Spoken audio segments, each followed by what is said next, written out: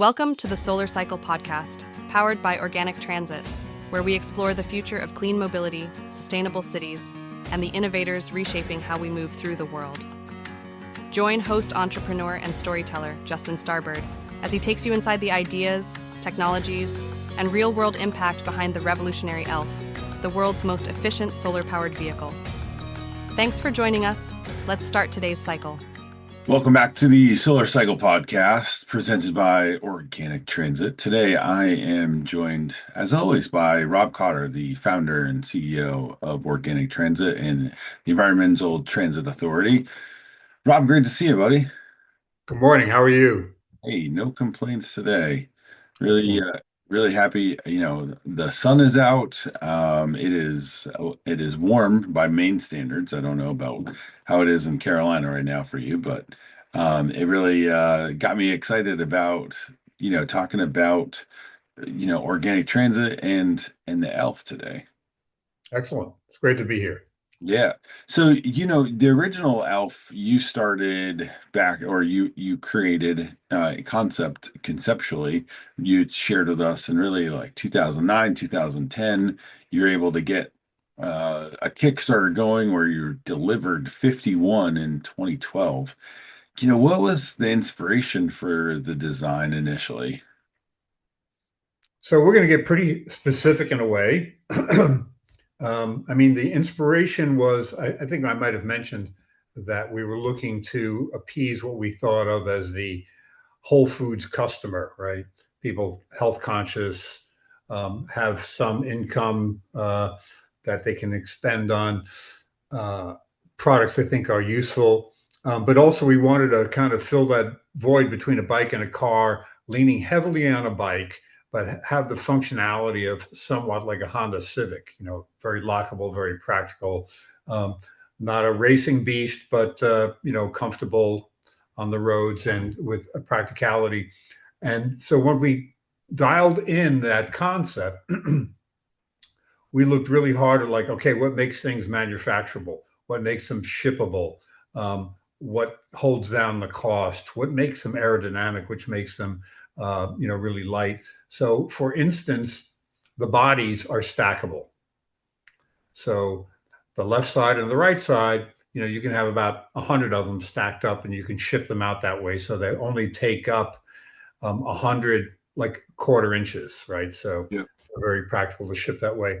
Another important aspect is the whole center section. There's no compound curves. So the compound curves are molded on the sides, and the center sections are all flat. So the solar panel, the windshield, the front and rear panels, which are carbon fiber, all those get shipped out as a flat pack. And also compound curves, especially when you're talking about windshields and things, are the most expensive thing to do. So we lowered the costs, increased the simplicity and the practicality of shipping them, all in the basic essential design. You did all that in your first iteration, like that was your forward thought even back when you started? Absolutely. So Michael Lewis and I, guy from Portland, Maine, we worked on this for, a year and a half, 2 years, like back and forth, kind of, I don't want to say taking our time because we worked pretty aggressively, but we knew ahead of time, like both of us have built numerous 1-off, 2-off, 3-off kind of vehicles. And we knew this is not that time. This is not that situation. We have to change all our thinking, not to what we would like to produce and what I can get a hold of, but what makes it manufacturable, what makes it reliable over a long period of time, and what makes them be able to be produced by the thousands. Wow. So, you started out with the design, including a solar panel. Thinking back to 10 years ago, 12 years ago, 15 years ago, even, the panels were not nearly as cost effective as they are today, or the materials weren't as inexpensive as they are today. What was that like procuring and adapting the panel to the top of the vehicle? Yeah. So again, we're looking at everything practicality. So the solar panel was a structural part of the whole body. In fact, the whole body and frame um, is what Bucky Fuller called a tensegrity structure. So, like a geodesic dome is a tensegrity structure where everything is in compression and in tension, and they complement each other. Getting off on a tangent there, but the solar panels, like 90% of the solar panels in the world, come out of China, and um, so we'd order, like 100 at a whack, and then we give them modifications. Okay, we want to change this, we want to change that, and so many things. Like they think they're doing you a favor when they put a thicker plastic cover over the whole thing, right? It's kind of a membrane that's embedded over the solar cells. But if you give it a slight curve and it has a very thick plastic, now it kind of tears the solar cells. You actually have to have something very thin because it's more pliable and ultimately becomes stronger. But these were marine panels. These are panels that are theoretically meant to be walked on top of and things like that a little bit. But one of the challenges we had, and this is the world of supply chain, we'd say, hey, we ordered 50 of them and 15 of them are not making the standard, because we test every solar panel before it gets on. And they say, oh, don't worry about it. We'll make up for it in the next order. So we order 50 more, get 15 additional ones, and now 30 of them are defective. And it was like this pyramid thing. Yeah. So how did you overcome that? So one of the things in our supply chain, we always have three suppliers. One is like kind of like the middle one you want for quality and for pricing. It's like the right fit. And another one would be like, wow, those are darn cheap, but not as reliable. Another one's like, those are really high quality, but you really can't afford them all the time. They're too expensive. So you use that to round out your supply chain. Yeah. And it was challenging, absolutely challenging. And, our new ELF 3.0, we're going to have pre-curved panels that'll already be strong in the position they need to be in, and actually be able to have better exposure to the sun in each one of those cell positions. And we're going to get into that in just a moment. Going back to that conceptual design in that first campaign, you also had the enclosement of the structure where, this is something that's come out that had never been out in the public before, let alone for purchase on Kickstarter. What was that initial response like? What did that make you guys feel? How excited were you to be able to get those out the door? Oh, those first 51? Yeah. Yeah, it was pretty amazing, really. Look, I'm not a Kickstarter expert or that sort of thing, but so many people were commenting to us as we're rolling them out. It's like, oh, you mean we're really getting these things? And some people were saying like, well, I ordered two things. I ordered an elf and I ordered a car horn for my bicycle. I wonder which one will ever make it into production. And I was like, well, the elf already has a car horn on it. So you got half of that done already. But um, it was a real eye opener. And, people were so kind and generous to us in getting them out. And I believe at that time, it was the highest priced item on Kickstarter. Um, so it was very gratifying. And there was no slow up, right? All of a sudden, like more and more orders are coming in. And, if you listen to the conventional startup gurus, it's like, keep selling, keep selling, keep selling. And that sounds good and sounds nice, but selling the elves and surviving on that limited revenue was not a great way to scale, but we just thought it was a great proof point. And we kept on continuing to get that mileage reports back from people, what they found, what they didn't find, things that we needed to work on. How did you maintain connection with the owners? And what was the uh, what was the process for them reporting back to you? Because unlike a lot of vehicles, it wasn't connected to the cloud. Right, right. So it was mostly emails, just coming back to emails. And we had, in those early days, we just had a couple of people designated to responding to them and bringing their feedback right to the assembly line. We had a standard operating procedure. We would review the request or the advice coming from the customer, how we would implement it if we were to, and give it some tests. Yep. We did a lot of testing, a lot of destruction testing. We did the um, consumer testing, which was pretty expensive in a way, and also real telltale. But so yeah, we just responded emails and phone calls. And you got a lot of feedback on safety too. Talk a little bit about the impetus that you put on the safety of the vehicle right from the jump. Yeah. So um, back in my earlier human powered vehicle days, I used to watch all these velomobiles and recumbents and things that were streamlined that have bodies on them. And they're racing, right? They're crashing all the time. And almost no one ever got hurt. And one time I watched this two-person streamlined vehicles about 12 feet long, covered in fiberglass, hit this camera crew back when cameras were like, took three people to move them around, big tripods, smash into that thing at like 55 miles an hour, go flipping, tumbling around and everything. And the guys got out and kind of brushed themselves off and yay, you know. And I'm like, wow, this is amazing.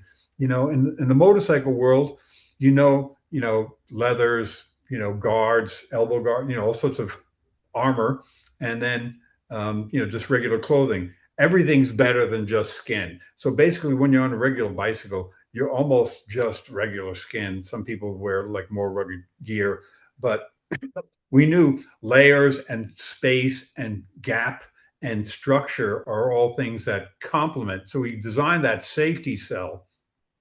So each side of the ELF in the original ELF is about 14 inches away from where the first impact is. So that's a big plus right there.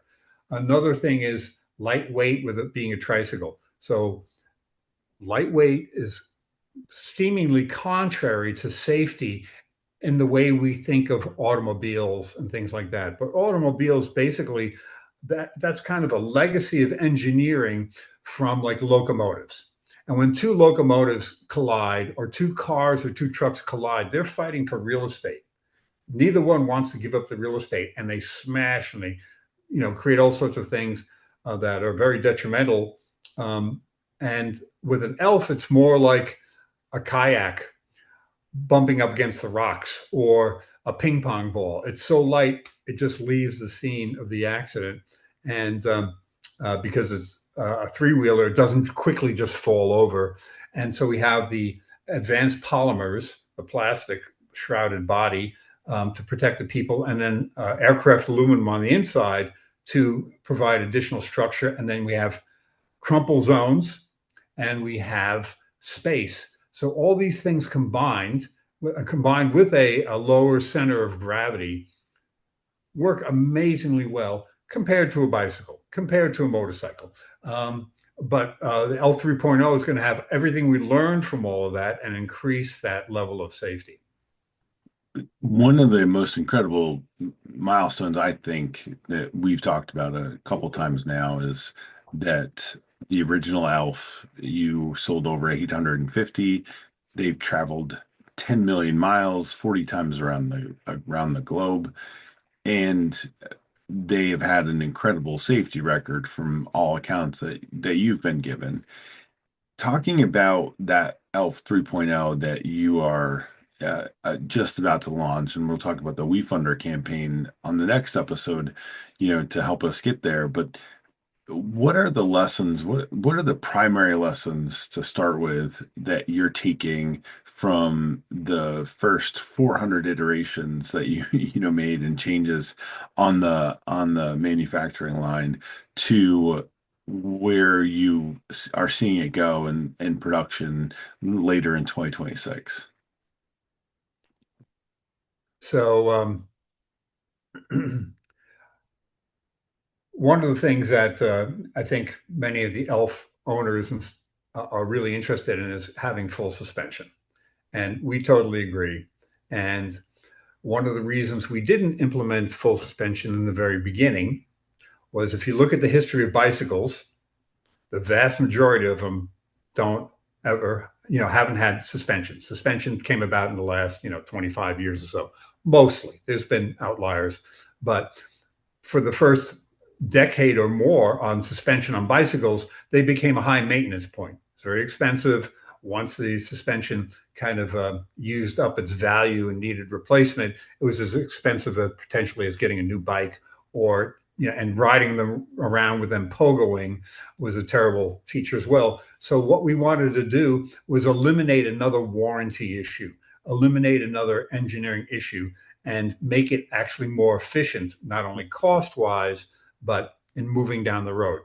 That doesn't mean suspension is not more efficient, but generally speaking, in the human powered vehicle world, we watched them. When some vehicles had suspension, they got a little bit slower.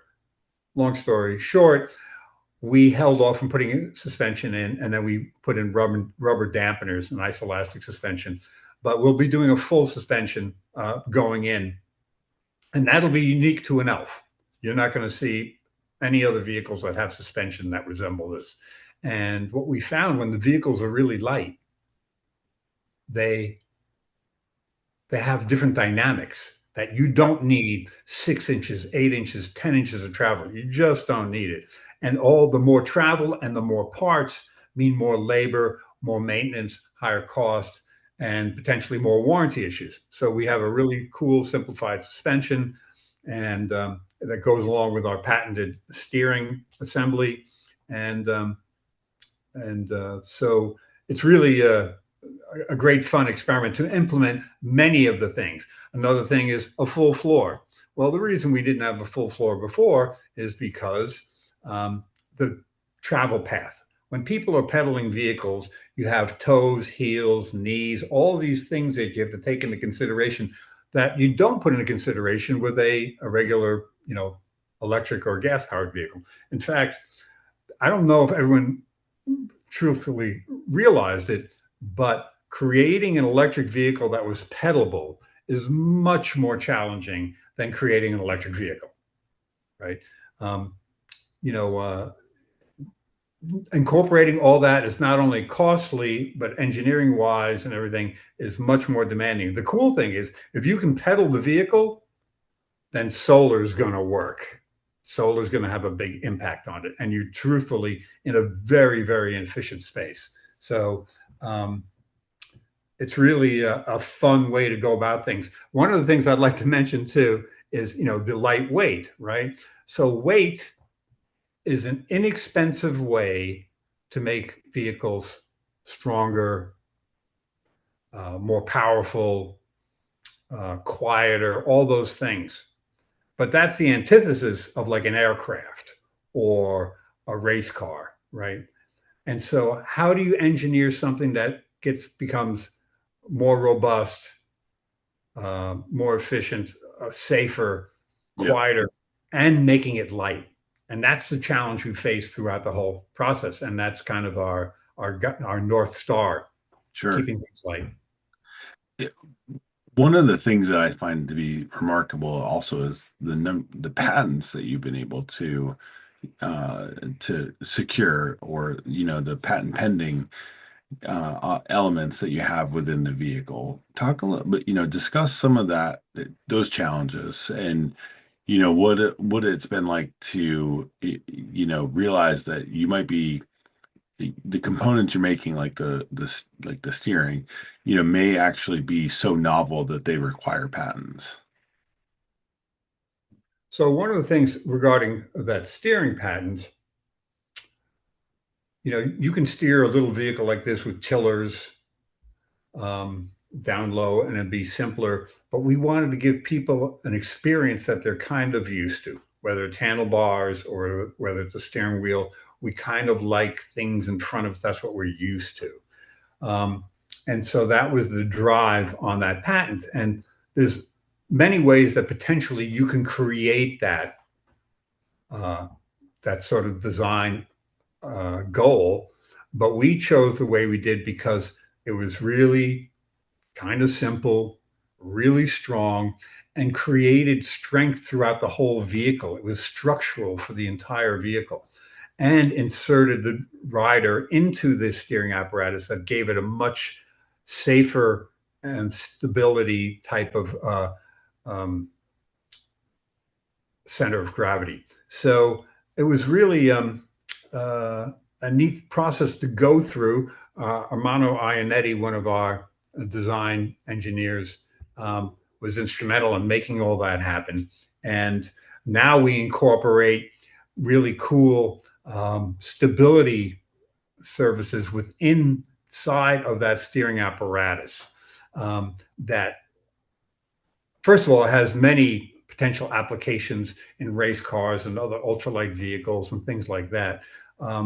But some of it even could go into like the solar energy industry for tilting panels and things like that. So it's really kind of neat how you get to explore these things. It's kind of like, the Volkswagen Beetle started out as a Beetle, and somehow through evolution, it turned into a 911 Porsche. They still have the motor in the back. They were both air cooled for many, many years. And many people could argue, oh, it's not stable, it's not efficient, it's not all these things. But over time, they continually to iron out that design principle until it became one of the, supercars, as well as still one of the most efficient cars. It's one of the most produced vehicles on the planet. And Yeah. So it's a great way to drive innovation, is like staying with something and finding out the best possible uses of it. Yeah. Share with us what went into the materials that you've chosen. So you mentioned that you're adjusting the solar panel to be more curved. You mentioned you're using aircraft aluminum as part of the interior frame, carbon fiber on the outside. How does all of that work together to create the ELF 3.0? So we have one of the underlying premises is no paint, right? So the aluminum, we use a 6061 aluminum that allows to not have to be painted. It's great. All the hardware we use is stainless steel. Okay, so look at your car. Look at the rusty nuts and bolts on it, right? They're not using stainless, but we do. There's only one place in our steering assembly who have one powder coated item, because that's going to be steel, and that's a great place for steel. But the plastic is color impregnated. All these things come together to create a vehicle that is lighter, less corrosion, lower maintenance, and has the potential to be safer as well. And so, kind of that less is more theorem, right? It's a lot of that. We find that the more parts we exclude, the more reliable it comes. And then we try and get some of the parts to do 2 or 3 or 4 different things. And it's really a fun way to go. When you have an automobile, they're not thinking this way, right? Oh, marketing says we have to have leather armrests or something, and boom, we get it. But we used to think of the ELF as like one door on an SUV. You got X amount of metal, you got X amount of wiring, you have plastic, you have switches and controllers, and that door on an SUV is like the equivalent of an entire ELF. Wow. We are dangerously close to launching the ELF 3.0. What are you most excited about and looking forward to with all of this? So one of the things I think people are going to be shocked is that the ELF kind of scales up and down. And I haven't talked about this much with anybody at this point, but some people don't want to, shouldn't pedal an ELF, right? They use it as a tiny little vehicle to run their chores and things like that. Maybe they have disabilities. Maybe they rotate the pedals once in a while, but that can be potentially a lower scaled ELF. Not everybody needs the everything. And we can go up through the ladder of ELF components and power ratios, because here's the bottom line is all over the US, there's different rules on different types of vehicles now. We have little electric scooters that scoot around that don't pedal, that are on bike paths. And then we have, powerful electric kind of moped bikes that are pretty fast, that I'm not sure if every state even knows what category they belong in. But there are many categories where the ELF can actually be very light, super efficient, very bicycle oriented, more of a golf cart type of vehicle, for more community base and carry more people and things, and then perhaps more powerful and a bit more fast. And so we're not going to launch them all at once, but they're all going to share the same supply chain. They're all going to have a categorization that makes them fit for their community, for regulations, and for people's purposes. If you're just scooting around your facility, your campus, and you're towing a little trailer and stuff, that's perfect. That's great. But if somebody's like, I have a 30-mile each way commute every day, or I don't have the capabilities to pedal as much as I would like to, we'll bespoke the process of building those according to their needs and their state policies. Wow. All right. So bottom line, what is the cost looking like for the base model all the way to the Porsche 911? Like, So a baseline ELF would be about $7,500 is our intentions right now. And with the way things are with tariffs and manufacturing costs and things like that, and probably up to as high as the low teens for a vehicle that really radically replaces cars for trips under 60 miles. Those vehicles won't be allowed on highways, but they could go on county roads. And the average price of an ELF back in 2019 was about $8,500 or so. So some people were getting the really maxed out ones for about 13,000 or so. But a lot of those are still running around. And I know of several vehicles that were shipped overseas used that people paid like over $7,000 for them, plus the shipping, plus the VAT tax, everything else. So these vehicles have an intrinsic value that far exceeds what the initial cost is.